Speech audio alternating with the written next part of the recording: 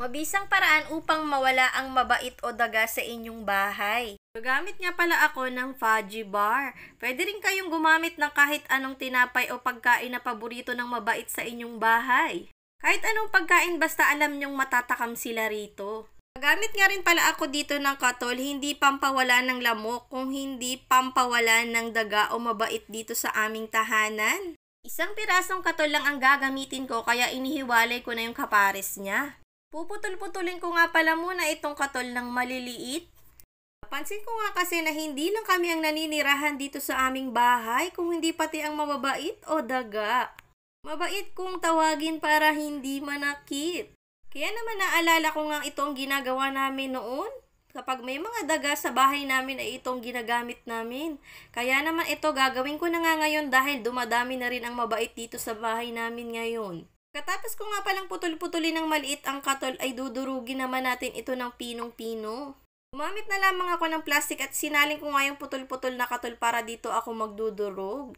Hirapan nga kasi ako magdurog dito pag sa papel lamang kaya naman gumamit na ako ng makapal na plastic. Namitan ko na nga rin ito ng martilyo para mas mabilis siyang madurog. Kailangan niya kasi durog na durog siya na parang powder na nga. Nahirapan niya rin ako magdurog-durog dito sa may basahan kaya naman dito na ako sa may pader nagpuk-puk-puk para madurog talaga siyang mabuti. Mabisa nga itong gamitin sa gabi dahil sa gabi nga sila naglalabasan sa mga lungga nila. Gising kasi ang mga tao ay nagtatago rin sila. Nadurog ko na nga itong mabuti na parang powder na nga siya kaya naman isasalin ko na ito dito sa may papel. Kahit anong papel ay pwede nyong gamitin, itong puting bond paper na lamang ang ginamit ko para mas madali nilang mapansin ito. Tingnan nyo naman ang pagkakadurog ko, halos pinong-pino na talaga siya at parang powder na. Ganyan din ang gawin nyo para mas effective. Ito na nga at gagamitin na natin itong fudgy bar. Pwede naman kahit anong pagkain ang ilagay nyo basta yung alam nyong magugustuhan ng mga mabait o daga. Dudurugin ko nga rin din pala itong mabuti para mas mapino siya at mas maraming ang mabiktima.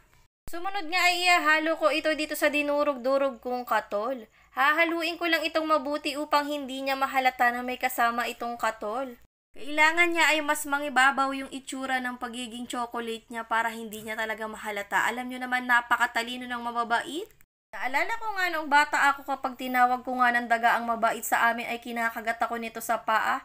Kaya naman ito ang mabisang solusyon na naisipan kong gawin upang mawala ang mga daga sa bahay namin noon.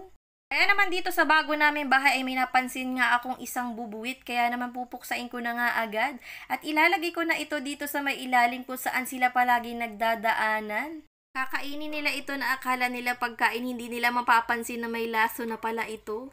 Napakamabisa at napakatipid na paraan para mawala ang daga.